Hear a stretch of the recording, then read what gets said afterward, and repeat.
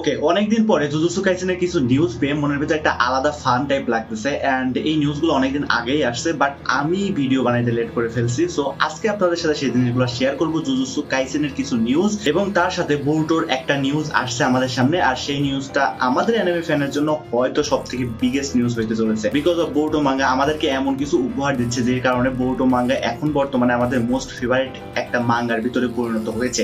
এবং তার সাথে চলেন আমরা শুরু করি আজকের নিউজ ভিডিওটা। এবং এই নিউজের ভিতরে আমাদেরকে বলা হয়েছে কিসের জন্য অরিজিনালি গোজো ডিফিট হয়েছিল এবং তার সাথে আরো কিছু নিউজ আছে যেগুলো আমি কভার করব। সো সর্বপ্রথমে বলি যে গোজো কিসের জন্য ডিফিট হয়েছিল। এখন আপনাদের হয়তো মনে আছে যে টোকিওর ভিতরে কিছুদিন আগে একটা এক্সিবিশন ছিল, সেই এক্সিবিশনের ভিতরে কেগে অর্থাৎ আমাদের জুজুৎসু কাইসেনের রাইটার সে কিন্তু কিছু প্রশ্নের উত্তর দিছিল ফ্যানদের, এবং ঠিক সেইভাবে ওসাকার ভিতরেও এবার এক্সিবিশন হয়েছে এবং সেই এক্সিবিশনের ভিতরে অনেকগুলা প্রশ্নের ইম্পর্টেন্ট প্রশ্নের উত্তর দিয়েছে গেগে সেন্সে। এবং তার সাথে ভাই এইখানে যে তথ্যটা শেয়ার করা হয়েছে গেগে সেন্সের পক্ষ থেকে, জিনিসটা হলো কি যে এখানে কিন্তু গোজো অরিজিনালি জিতে গিয়েছিল এবং ইউটা কিন্তু বলেছিল যে গোজো উইন্স, এবং ওর পরে আমরা কিন্তু দেখতে পারি যে গোজোর একটা ভরাকান্ত চেহারা আমাদের সামনে চলে আসে মানে মাঙ্গা প্যানেলের ভিতরে। এবং ওই মাঙ্গা প্যানেলের ভিতরে আমরা দেখতে পারি মানে পরবর্তী চ্যাপ্টারে ঠিক আমরা দেখতে পারি যে গোজো ওইখানে ডাউন হয়ে গেছে এবং সে মধ্যে থেকে কিটক্যাট হয়ে গেছিল, মানে ভেঙে গেছিল একদম, এরকম কথা বলতে পারেন আপনারা।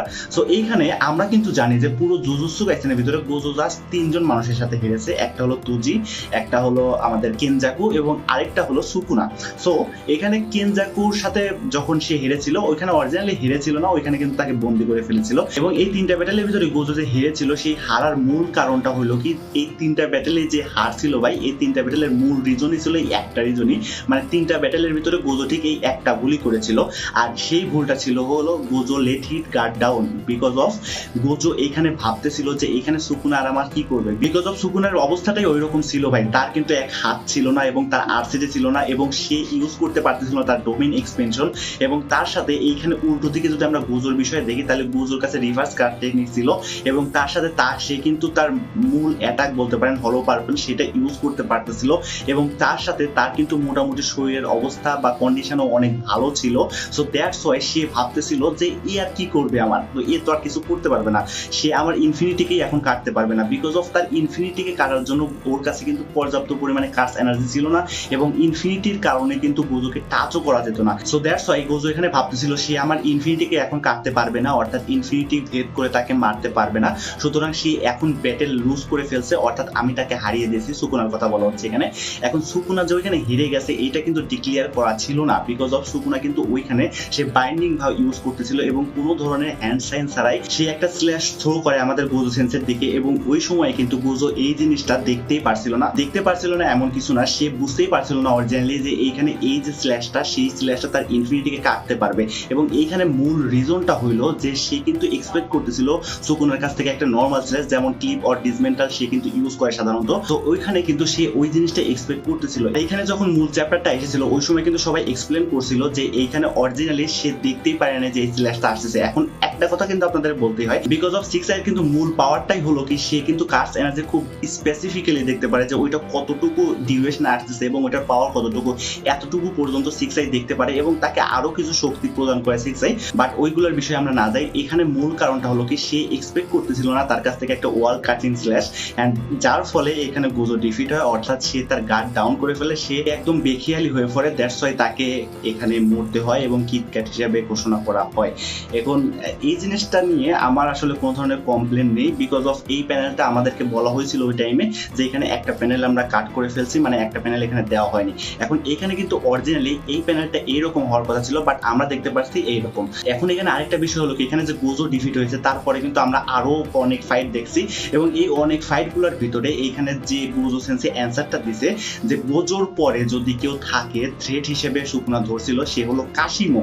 এন্ড ভাই লিটারালি আমি এটা বিলিভ করতে পারতেছিলাম না যে কাশিমো কিসের জন্য হইতে যাবে, বিকজ অফ কাশিমো যতই 400 বছর যাবত সে এইটার অপেক্ষা করুক বা একজন বেস্ট ফাইটার হোক না কেন, এখানে কিন্তু কাশিমো ওই লেভেলের কোনো টক্কর দিতে পারে না সুকুনাকে।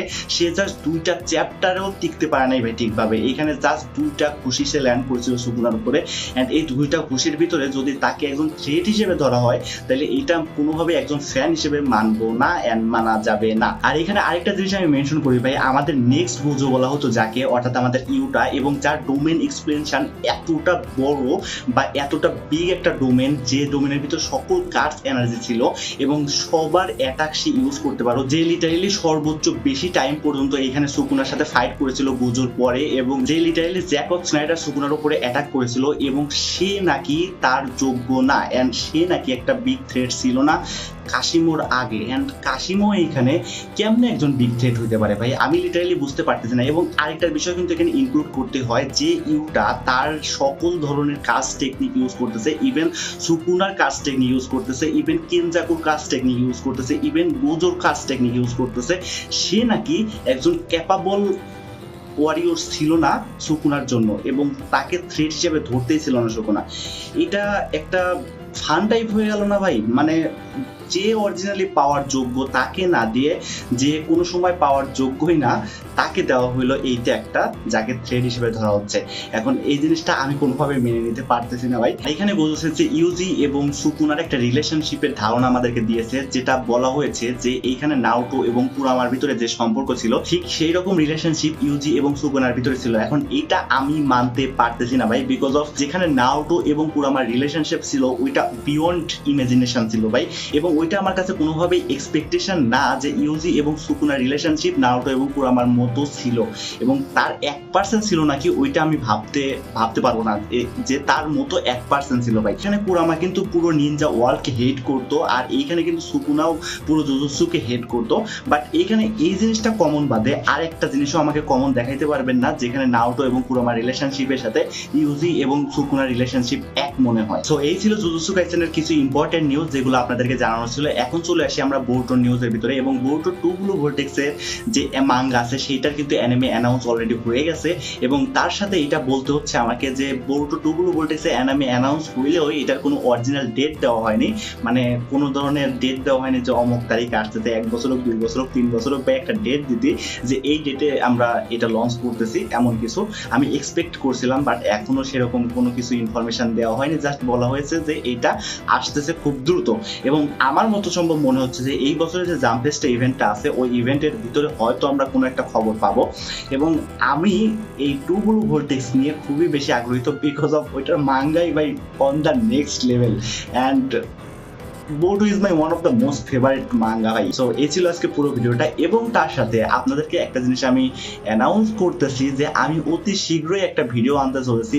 এই জিনিসটা আপনারা কিভাবে নেবেন আমি জানি না ভাই, বিকজ অফ ওর যে পোস্টগুলো আছে ওই পোস্টগুলো দেখলেই মানে টিকটকার তো টিকটকারই ভাই, এই জিনিসটা আপনি বুঝতে পারবেন যখন আমি ওই ভিডিওটা বানাবো। অ্যান্ড ওর কাহিনীগুলো দেখলেই আমার এতটা পরিমাণে মেজাজটা খারাপ হয় ভাই। তুই নিজের মধ্যে রাখ, তুই কিসের জন্য অন্যজনের উপরে তোর ওপিনিয়ন গুলো থ্রো করবি, এই জিনিসটা আমি কোনোভাবে মানতে পারতেছিলাম না। দ্যাটস ওয়াই আমি এই ভিডিওটা বানাবো। এবং সে লিটারালি কমেন্টের ভিতরে গিয়ে এক একটা অডিয়েন্সকে এমন সব মানে ভাষায় কথা বলে যে তার যে ওপিনিয়নটা আছে সেই ওপিনিয়নটা তাকে মানতেই হবে, এমন ধরনের মানে কমেন্টস সে পাস করে। সুতরাং এই জিনিসটা নিয়ে আমাকে একটা ভিডিও বানানো আমি ইম্পর্টেন্স মনে করলাম, আপনাদের সাথে শেয়ার করতে চাইলাম। অ্যান্ড আপনাদের কি মনে হয় আমি যদি এই ভিডিওটা আনি আপনাদের কি ভালো লাগবে কি লাগবে না অবশ্যই জানাবেন, এবং এই মানুষটা কে আপনারা যদি জেনে থাকেন তাহলে অবশ্যই কমেন্ট সেকশনে জানাবেন। অ্যান্ড আমি আরেকটা হিন্ট দিয়ে দিই আপনাদেরকে, সেই জিনিসটা হলো কি, সে সবসময় গোজোকে নিয়ে পোস্ট করে, অ্যান্ড এর চেয়ে বেশি হিন্ট মনে হয় আমার দেওয়ার কোনো দরকার নেই।